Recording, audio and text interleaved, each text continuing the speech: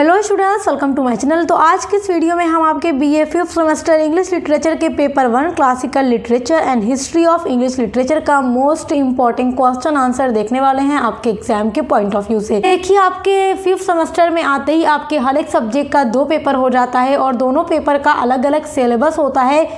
जैसे आप लोग इंग्लिश लिटरेचर पढ़ रहे हैं तो आपका इंग्लिश लिटरेचर पेपर 1 है, पेपर 2 है जो कि मैं पूरा कंप्लीट करवा चुकी हूँ। और जो उसकी यूनिट्स हैं उन पर दोनों की अलग अलग प्लेलिस्ट मैंने बना दी है, English literature paper 1 and paper 2 दोनों की। आज के इस वीडियो में मैं बताने वाली हूँ कि आपका एग्जाम जो हो रहा है, हर यूनिवर्सिटी में एग्जाम स्टार्ट हो चुका है 2024-25 का, और आने वाले सभी वर्षों के लिए आज का ये वीडियो हेल्पफुल होगा क्योंकि आपके 1 से लेकर जो 8 तक की यूनिट्स आपके सिलेबस में है। तो मैं आपके 8 यूनिट से पूरा इंपॉर्टेंट क्वेश्चन आंसर उठा कर लेकर आई हूँ, आप लोगों के समस्त पेश कर रही हूँ, जिनको आपको तैयार कर लेना है क्योंकि यहाँ से पूरी गारंटी है कि आपको एग्जाम में क्वेश्चन देखने को जरूर मिलेगा। आपकी जो महासंग्राम रिवीजन क्लास है इंग्लिश लिटरेचर पेपर 1 पेपर 2 की मैंने अपलोड कर दी है, सिलेबस कंप्लीट करा दिया है, प्लस उसका जो अलग अलग हर यूनिट पर इंपॉर्टेंट क्वेश्चन आंसर की वीडियो है वो भी मैंने अपलोड कर दिया है। मतलब सब कुछ हमने कंप्लीट करा दिया है। आज का ये वीडियो आपके एग्जाम 2024-25 के लिए ऑल यूनिवर्सिटी के लिए हेल्पफुल होगा क्योंकि जहाँ जहाँ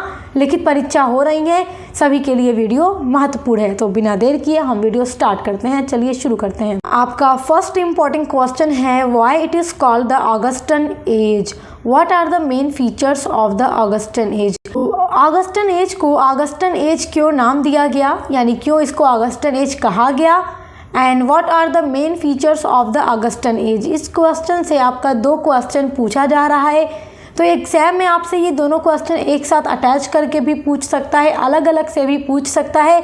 तो आपका आंसर यही होगा जो मैं आपको बताने वाली हूँ। आप तो पहले हेडिंग डाल लीजिएगा ऑगस्टन एज, ओके, उसके बाद लिखना शुरू कीजिएगा। 18th century is known as the Augustan age because of the Roman emperor Augustus. 18th century का जो एज है, जो 18th सेंचुरी का टाइम पीरियड है, उसको ऑगस्टन एज के नाम से जाना जाता है। बिकॉज, क्योंकि of the Roman emperor, Roman emperor थे जिनका नाम था ऑगस्टस, उन्हीं के नाम पर 18th सेंचुरी का नाम ऑगस्टन एज रखा गया। आपका मेन फीचर्स है, main features of Augustan age, यानी ऑगस्टन एज की अलग अलग विशेषताएं क्या है, फीचर्स यानी कैरेक्टरिस्टिक्स क्या हैं। This is very important topic. The rise of satirical novel, व्यंग्यात्मक उपन्यास का उदय हुआ, पॉलिटिकल स्टेबिलिटी, राजनीतिक स्थिरता, सोशल रिफॉर्म्स, सामाजिक सुधार भी है ऑगस्टन एज की एक विशेषता, and cultural revival are the main features of the Augustan age. और इसके अलावा जो शारीरिक पुनरुत्थान था, ये सब ऑगस्टन एज के मेन फीचर्स हैं।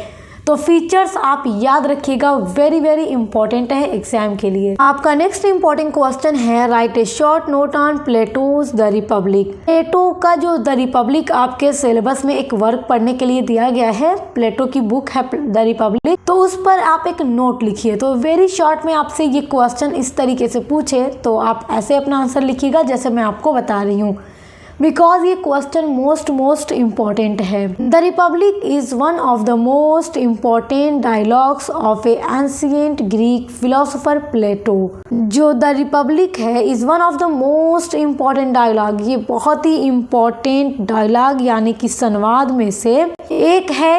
एंशिएंट ग्रीक यानी कि प्राचीन यूनान के दार्शनिक प्लेटो के सबसे महत्वपूर्ण संवादों में से एक है द रिपब्लिक, जो कि बहुत फेमस है। Renowned for its details exposition of political and ethical justice. Renowned का मतलब होता है प्रसिद्ध होना, ये RENOWNED है, ओके। ये फेमस है, प्रसिद्ध है किसके लिए, पॉलिटिकल एंड एथिकल जस्टिस, राजनीतिक और नैतिक न्याय की व्याख्या के लिए, and its account of the organisation of the ideal state, और आदर्श राज्य के संगठन के विवरण के लिए द रिपब्लिक बहुत ही ज़्यादा फेमस है। तो शॉर्ट नोट आपसे पूछेगा द रिपब्लिक पर, तो आप इस तरह अपना आंसर लिख देंगे तो आपको फुल मार्क्स मिल जाएंगे। आपका next very very important question है, what does the Achilles do with Hector's body in the Iliad. What do the Achilles, Achilles क्या करता है do with Hector's body, Hector's की बॉडी के साथ इन द इलियड। होमर का जो आपने एपिक पढ़ा अपने सिलेबस में इलियड, जो मैंने आपको पढ़ा दिया है, और उसके ऊपर मैंने सेपरेट इंपॉर्टेंट क्वेश्चन आंसर की वीडियो बनाई है कि कितने क्वेश्चन इसके लिए इंपॉर्टेंट है, और जो उसमें से वेरी इंपॉर्टेंट है ये आप तैयार कर लीजिएगा। हेक्टर जो कि एक्किलीज के दोस्त पैट्रोक्लस को मार देता है, तो एक्किलीज अपने दोस्त का बदला लेने के लिए हेक्टर की बॉडी के साथ क्या करता है? On the verge of death, verge मतलब होता है कगार पर, on the verge of death मौत की कगार पर, Hector's ask Achilles to return his body to his father Priam. Hector पूछता है एक्किलीज से टू रिटर्न, लौटा देने के लिए, हिज बॉडी उसके शरीर को, टू हिज फादर उसके फादर प्रियम को।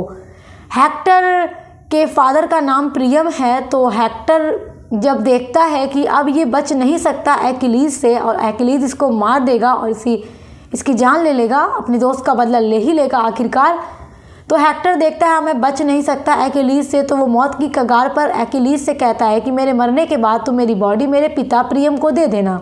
एक्किलीज does not satisfy his last request, एक्किलीज satisfy नहीं होता हेक्टर की आखिरी जो रिक्वेस्ट थी उससे, मतलब वो मानता नहीं है कि मैं तुम्हारी बॉडी दे दूंगा, नहीं कहता। His anger is not satisfied, एक्किलीज का जो गुस्सा है अभी भी संतुष्ट नहीं हुआ है, शांत नहीं हुआ है, वो अभी भी सेटिस्फाई नहीं है, क्योंकि उसके दोस्त के चले जाने का गम उसे अभी भी परेशान कर रहा है, क्योंकि हेक्टर ने ही एक्किलीज के दोस्त को मार दिया था। तो he drags Hector's body around the Trojan walls, drags मतलब होता है खींचना, तो वह खींचता है हेक्टर्स बॉडी, हेक्टर के शरीर को around the Trojan wall, Trojan दीवार के चारों तरफ वो हेक्टर की बॉडी को खींचता है, घसीटता है। After Patroclus body is burned on a pyre and his remnants are buried, जब पैट्रोक्लस की बॉडी को जला दिया जाता है, उसकी चीता को जला दिया जाता है और उससे अवशेष जो बचते हैं चीता जलाने के बाद,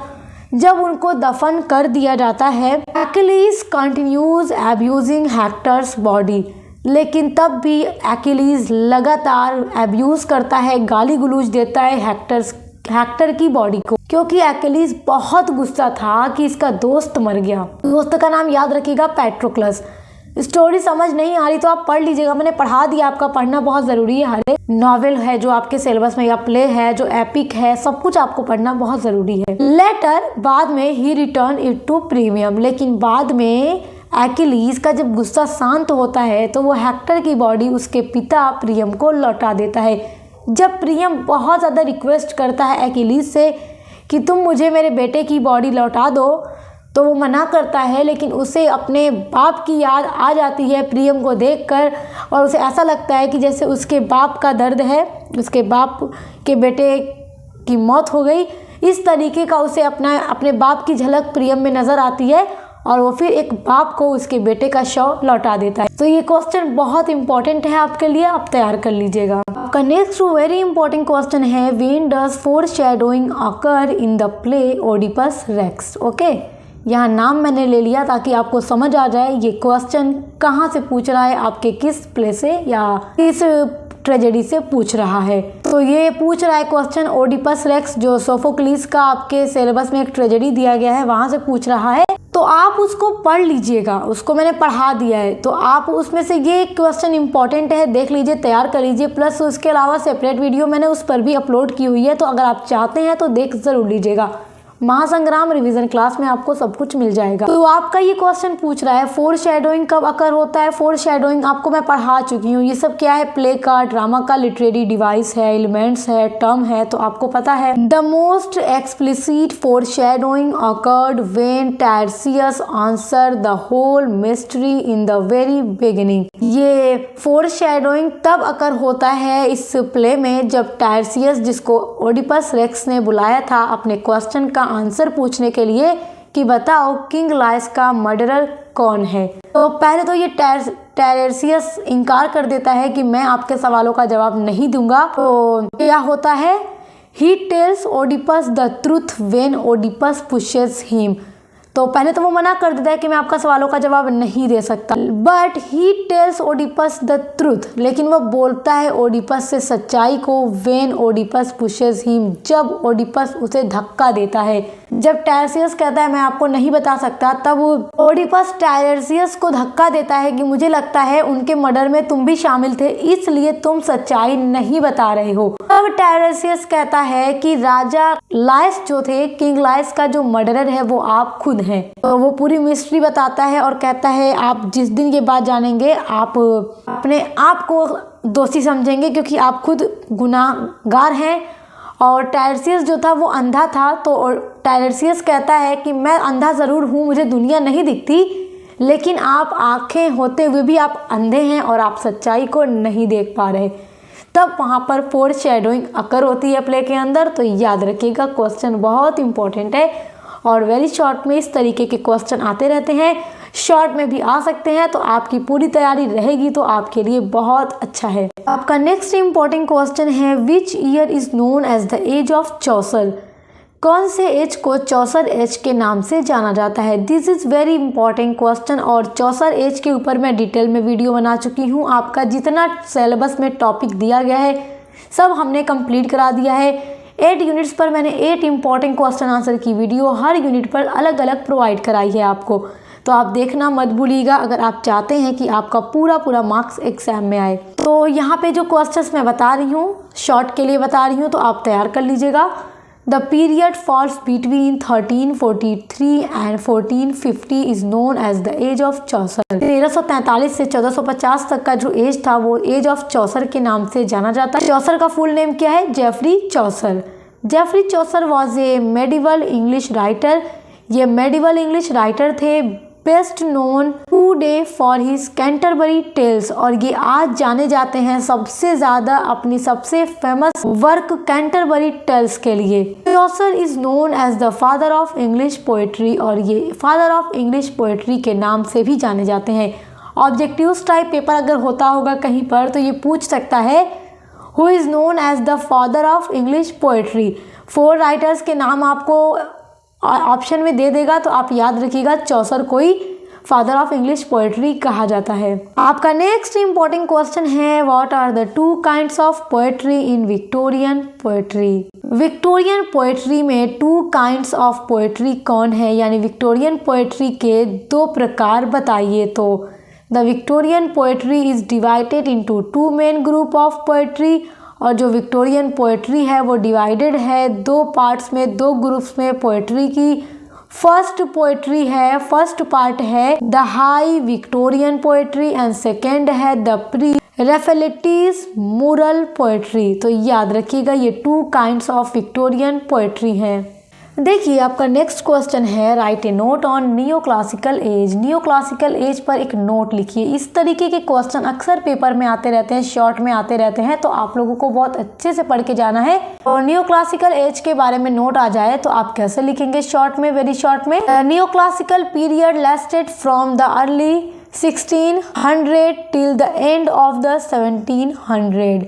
देखो 1600 से लेकर के 1700, जैसे जो न्यू क्लासिकल एज है वो 1600 से आरंभ होता है, शुरू होता है, और 1700 जो वर्ष चला सन 1700 तक ये चलता है। 1600 से 1700 तक का जो टाइम पीरियड है वो न्यू क्लासिकल एज के नाम से जाना जाता है। नियो क्लासिसिज्म, देखो ये क्लासिसिज्म लिखा है, क्लास लिख के आई है CISM, classicism. Neoclassicism is characterized by clarity of form. Neoclassicalism की जो कैरेक्टराइजेशन है, यानी कि जो उसकी कैरेक्टरिस्टिक्स है वो है क्लैरिटी ऑफ फॉर्म, यानी कि रूप की स्पष्टता है। इसमें जो फॉर्म होता है वो एकदम क्लैरिटी होता है, क्लियर होता है।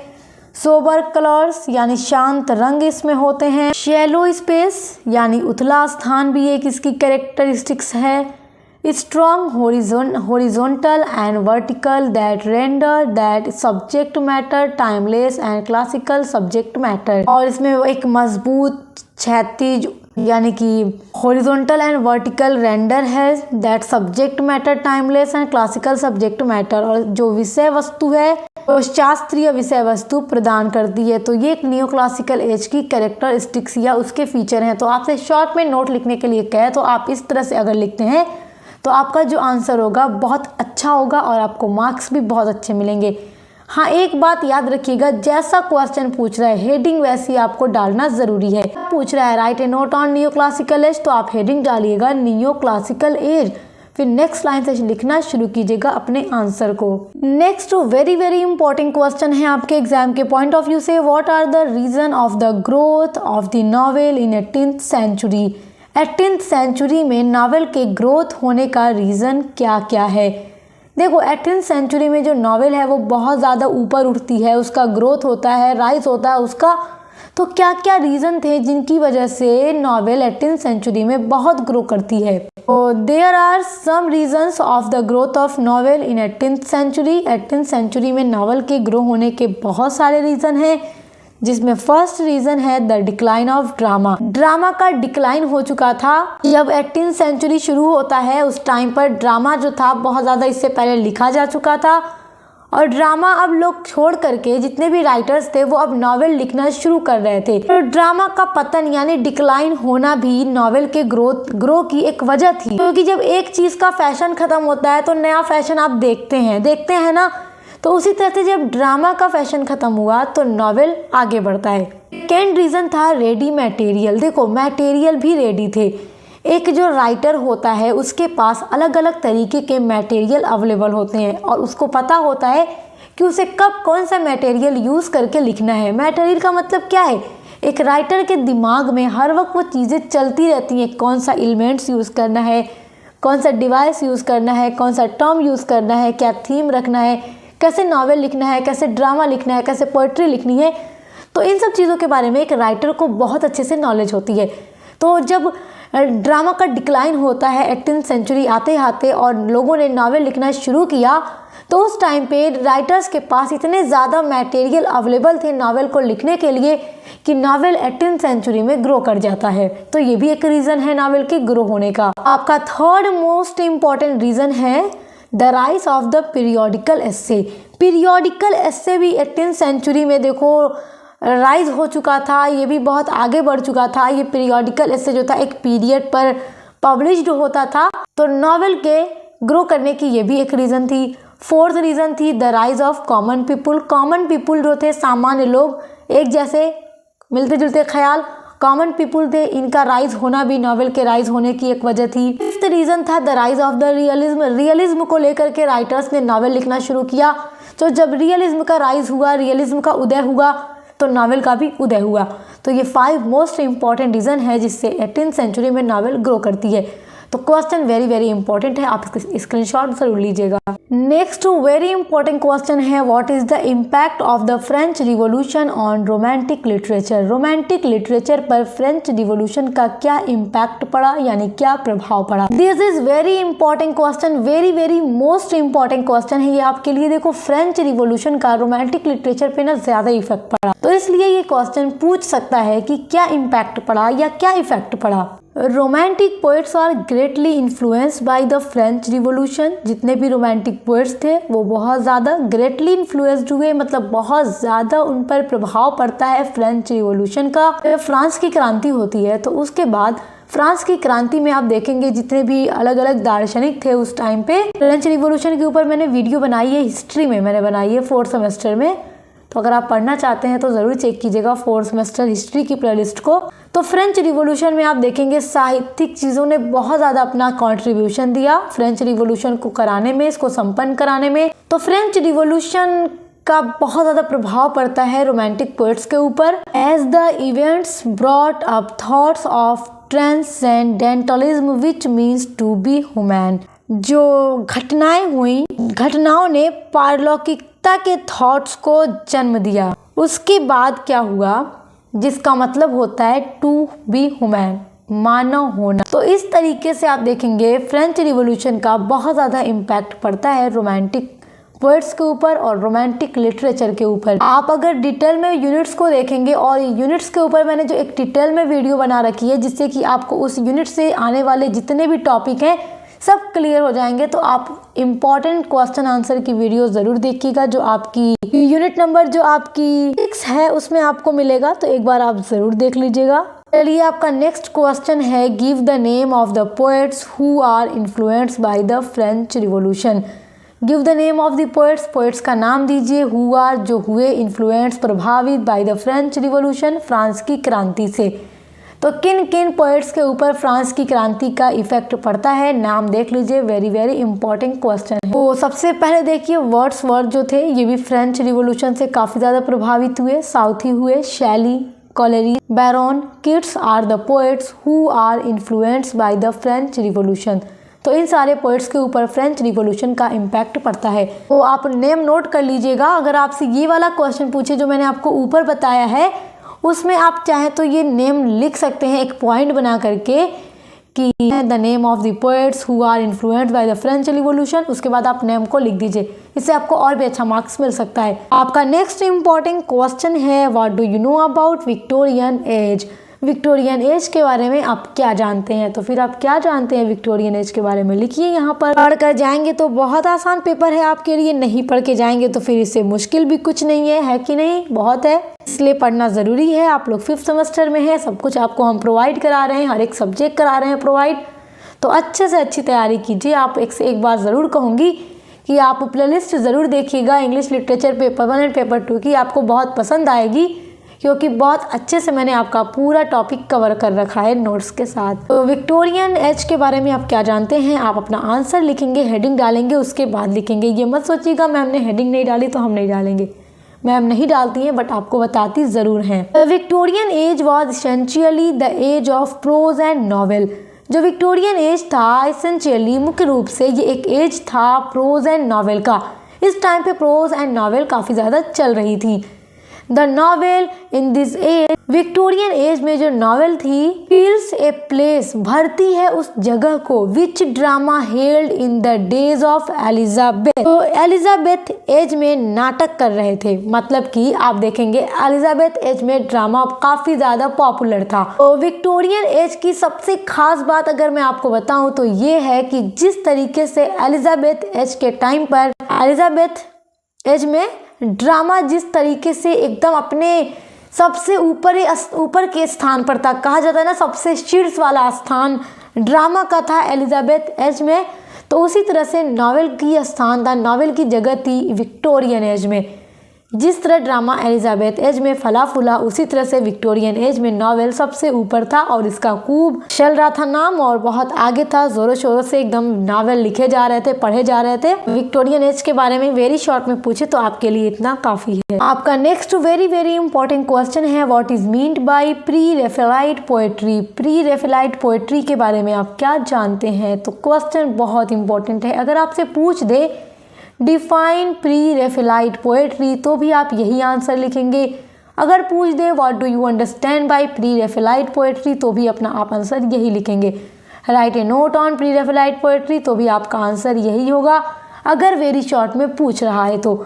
याद रखिएगा क्वेश्चन कई तरीके से घुमा फिरा कर पूछ सकता है मगर आंसर तो वही होगा जो आप पढ़ के जाएंगे। The pre Raphaelites were a loose and baggy collective of Victorian poets, painters, illustrators and designers whose tenure lasted from 1848 to roughly the turn of the century। Pre Raphaelite था ये एक मूवमेंट था समझ लीजिए, या फिर एक ये लूज और बैगी ग्रुप था विक्टोरियन पोएट्स का, पेंटर्स का, जितने भी विक्टोरियन पोएट्स थे या पेंटर थे या इलुस्ट्रेटर्स थे या डिज़ाइनर्स थे, उन सभी का एक बहुत ही ढीला ढाला लूज और बैगी समूह था, ग्रुप था। उस टेन्यूर लास्टेड जिसका कार्यकाल चला या जिसका टाइम था फ्रॉम 1848 1848 से लेकर के इसी सदी के अंत तक चला था। तो प्री रैफेलाइट पोएट्री क्या था, ये आप कह सकते हैं एक ग्रुप था उन सभी पोएट्स का जो विक्टोरियन थे, पेंटर्स का जो विक्टोरियन थे, ओके, इलुस्ट्रेटर्स का या डिज़ाइनर्स का, मतलब जितने भी ये लोग थे विक्टोरियन, उनका एक ग्रुप था, बहुत ही लूज बैगी ग्रुप था। याद रखिएगा क्वेश्चन बहुत इंपॉर्टेंट है। आपका नेक्स्ट वेरी इंपॉर्टेंट क्वेश्चन है write a note on Georgian poetry और Georgian period in English poetry. English poetry में जॉर्जियन पीरियड या जॉर्जियन पोएट्री पर एक नोट लिखिए। This is very important question. Georgian poetry आप ज़रूर पढ़िएगा, जॉर्जियन पोएट्री या फिर जॉर्जियन पीरियड, दोनों तरीके से क्वेश्चन पूछता है बट बात एक ही होती है। Georgian poetry is a poetic movement in England. Georgian poetry जो था ये एक पोएटिक मूवमेंट यानी आंदोलन था इन इंग्लैंड, जो इंग्लैंड में हुआ। दैट लास्टेड फ्रॉम 1910 टू 1936, जो कि 1910 यानी 1910 से लेकर 1936 तक ये मूवमेंट चला था इंग्लैंड में। During the rain of George fifth. Rain मतलब क्या होता है? शासन। ड्यूरिंग मतलब दौरान। तो जॉर्ज फिफ्थ के शासन काल के दौरान, वहाँ पर उस टाइम राजा कौन था? जॉर्ज फिफ्थ थे। तो उन्हीं के शासन के दौरान 1910 से 1935 तक ये मूवमेंट चला था। The Georgian period covers the 18th century. जो जॉर्जियन पीरियड है वो 18th सेंचुरी को कवर करता है। And is generally identified by very simple facades. And आमतौर पर ये बहुत ही सिंपल फैसेडेस, चेहरे को पहचानने वाले बिल्डिंग्स यानी इमारतों were designs in symmetry and often appeared quite plain. और ये अक्सर या आमतौर पर उन इमारतों को दिखाता है या सममित रूप से डिज़ाइन करता है, किया गया था, जो उस टाइम बिल्कुल सादे और प्लेन दिखाई देते थे। तो ये था पूरा जॉर्जियन पीरियड और जॉर्जियन पोएट्री। तो आज की वीडियो में मैंने आपके 1 से लेकर 8 तक के यूनिट के जो वेरी इंपॉर्टेंट क्वेश्चन है एग्जाम के पॉइंट ऑफ व्यू से, वो मैंने आपको बता दिए हैं। प्लस आपकी ऑल यूनिट्स अपलोड है चैनल पे। पेपर 2 का भी अपलोड है और पेपर 1 एंड पेपर 2 का पूरे यूनिट्स के ऊपर सेपरेट इंपॉर्टेंट क्वेश्चन आंसर का वीडियो भी अपलोड है। एक यूनिट पर एक वीडियो, दूसरी यूनिट पर एक वीडियो, तीसरी यूनिट पर एक वीडियो, इस तरह से करके मैंने आपकी 8 यूनिट तक पूरी 8 वीडियो पेपर 1 एंड पेपर 2 की प्रोवाइड कराई है आपको। तो आप ज़रूर देखिएगा अगर आप पूरे मार्क्स चाहते हैं तो। बाकी ऐसे ही दोस्तों के साथ शेयर करते रहिए ताकि हर कोई पढ़ाई करता रहे। Best of luck. हम मिलते हैं नेक्स्ट वीडियो के साथ।